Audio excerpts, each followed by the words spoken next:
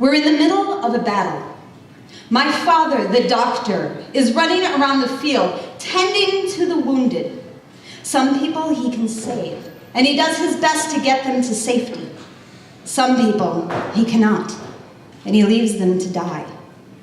Weaving in and out of shots, he drags bodies off to the side. Avoiding the clash of steel, he makes quick stitches on a forehead. Staying as far out of the fighting as possible in the middle of the battle, my father stifles the bleeding from a gunshot wound. As my father is running from body to body, his 2 children are trailing behind him. My little brother is carrying strips of unbleached muslin.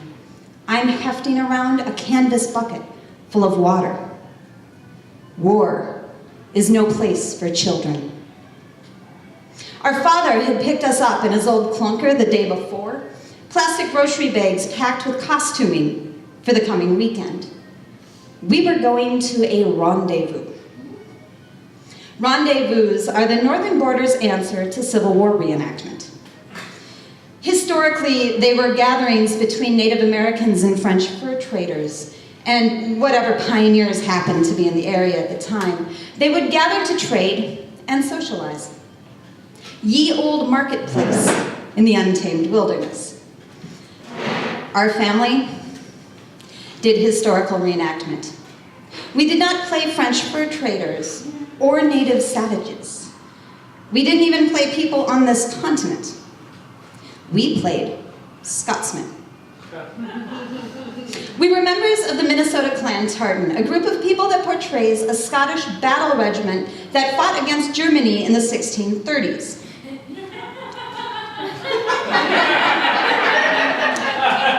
There isn't a great call for this type of reenactment in the state of Minnesota overall. I mean, aside from the Callister Scottish Fair, reenactments that fit our particular outfit's time period and locale were practically non-existent, but that didn't stop us. With our pipes in our hands and the wind in our kilts, we bravely marched on to glory in whatever vaguely historical context we could find. Rendezvous loved us, and since the time periods were within the same couple of decades, we could at least educate people on different things going on about the same time in other places of the world. The only people that have it worse than the Minnesota Clan Tartan in the state of Minnesota are the Civil War reenactors. Minnesota boasts of 2 whole battles fought in the state during the Civil War. They were Indian suppression battles. One of them went rather well for Chief Little Crow, and the other is why we have memorial highways and high schools named after Colonel Sibley. Historical rendezvous started about the 1650s, which is fairly close to the time period of the Clan Tartan portrayal. The end of the rendezvous period in North America was around 1850, 1860, or just about the time of the Civil War. This particular rendezvous reenactment we were going to in Dad's old clunker was not only sympathetic to the Minnesota Clan Tartan, but a local living history Civil War group. Between us all on this particular weekend, we represented about 200 years of history on the same couple of acres of land. And then things got weird. The Civil War group thought it would be fun to do a little battle reenactment with the other groups involved at the rendezvous. So we had French fur traders fighting with the natives and Scotsmen fighting with the Union, pikesmen holding off imaginary horses and swords clashing among musket fire. My family was rushing around in the midst of this century clash of a battle, healing imaginary wounds. One of the fighters went down, and we rushed over to assist. My father checked him over, had my brother bring the bandages, and I rushed over with the water.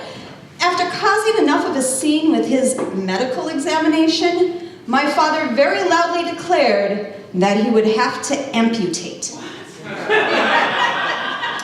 A crowd of the victim's comrades gathered around us so that the audience couldn't see. Then the victim screamed bloody murder while disconnecting his prosthetic leg.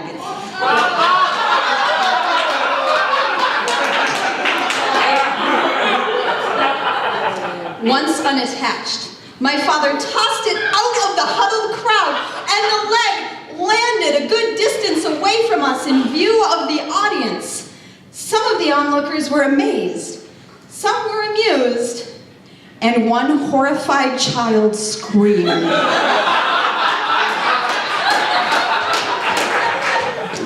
War is no place for children.